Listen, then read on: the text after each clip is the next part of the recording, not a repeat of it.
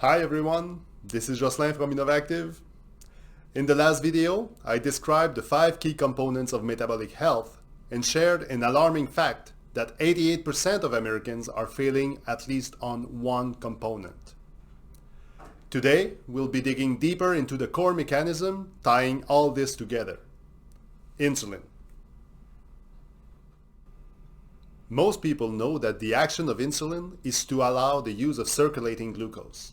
After a meal, beta cells in the pancreas respond to changes in blood glucose by varying the rate of insulin secretion. Insulin then travels through the bloodstream to its target organs, such as liver, fat, and muscle cells. The activation of the insulin receptor induces the expression of glucose transporters at the surface of these cells.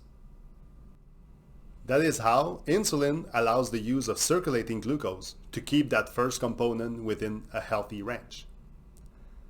Obviously, if the insulin receptor is always stimulated, the body will adapt and desensitize to it. In other words, more insulin will be needed to achieve the same reduction in blood glucose.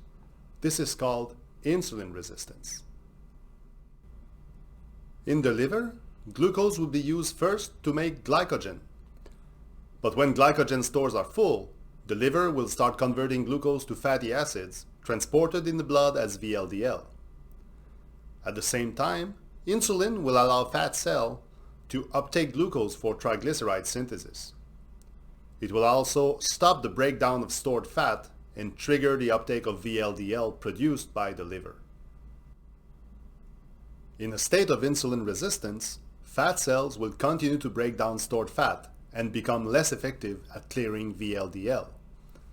This is why insulin sensitivity is important to keep healthy cholesterol and triglyceride levels.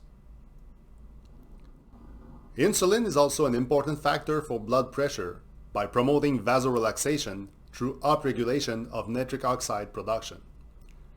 Unfortunately, high insulin levels due to insulin resistance will trigger the reabsorption of sodium by the kidneys.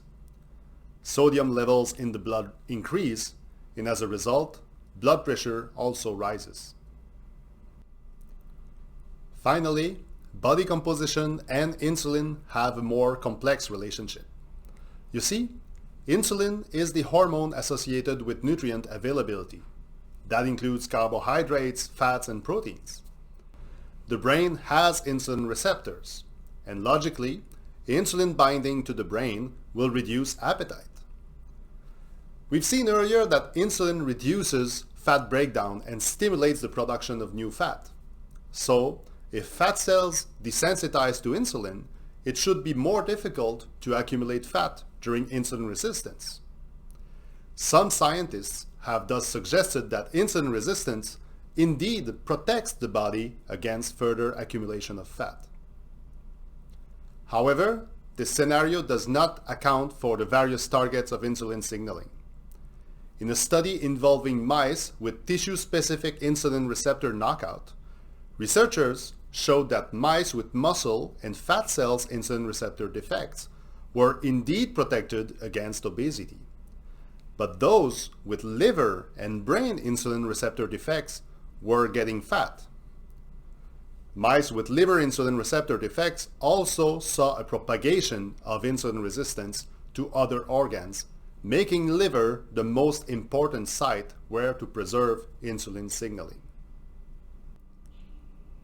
So, we saw today how insulin is at the core of the 5 components of metabolic health. In our next video, we'll explore various strategies that may help sustain healthy insulin signaling. Feel free to contact me if you want to learn more about metabolic health. Thanks for watching.